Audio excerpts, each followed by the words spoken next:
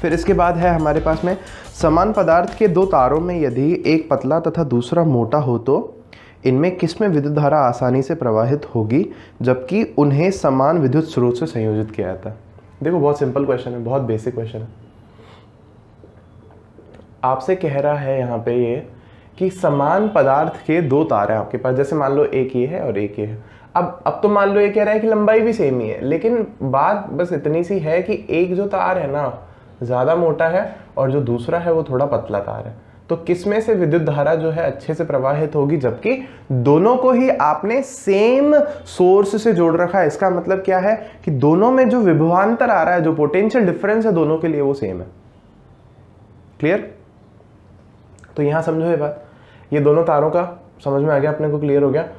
तो हम आंसर इसके आधार पर दे देंगे, इस चीज के आधार पर कि अगर तार मोटा हो जाता है तो प्रतिरोध क्या हो जाएगा, कम हो जाएगा। इसका मतलब धारा ज्यादा हो जाएगी ना। ये चीज देखो कैसे याद रखनी है, हमेशा समझो V बराबर IR पढ़ा था अपन ने ओम के नियम से, और इसी ओम के नियम से हम लोग इस तरह से लिख सकते हैं,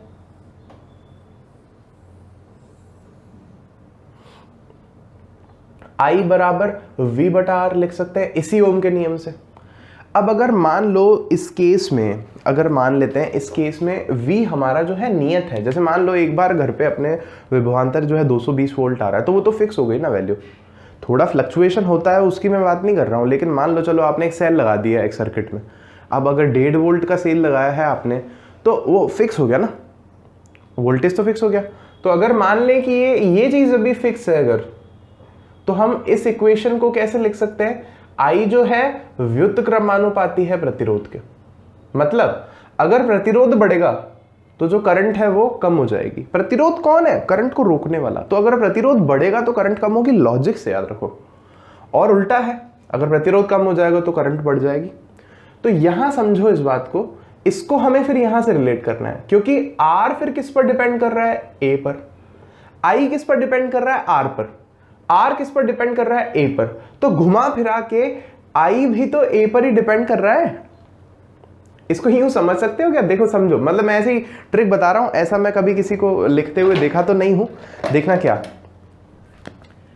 R इनवर्सली प्रोपोर्शनल है एरिया के। तो अगर मैं R की जगह ये रख दूं तो मैं इसको यूं लिख सकता हूं क्या, I, मैं क्या कर रहा हूं, R की जगह क्या लिख रहा हूं, 1/A, 1/A। तो A चला जाएगा ऊपर, तो मेरे पास क्या समीकरण आ जाएगी, जो I है वो डायरेक्टली प्रोपोर्शनल है किसके, एरिया के। मतलब अगर तार मोटा हो जाएगा तो करंट ज़्यादा हो जाएगी, और अगर तार पतला हो जाएगा तो जो करंट है आपकी कम हो जाएगी। ऐसे मत लिखना, ऐसे मैंने नहीं देखा कहीं किसी किताब वगैरह में लिखा हुआ, और मैं अभी तक कोई ऑथर बना रही हूँ, है ना, तो मैं नहीं आपको बता रहा ऐसे लिखने के लिए। लेकिन आप तो ये लॉजिक ध्यान रखो, तार मोटा होगा करंट ज़्यादा होगी, अच्छी बात है। मतलब तार का मोटा होना हमारे लिए, प्रतिरोध कम होगा।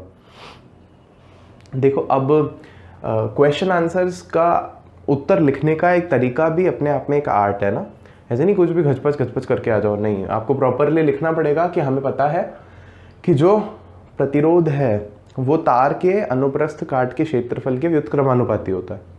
अतः जो तार मोटा है उसका प्रतिरोध कम होगा, और क्योंकि प्रतिरोध कम होगा तो उसमें विद्युत धारा अच्छे से बहेगी। इस तरह से आपको अपना आंसर लिख करके आना है।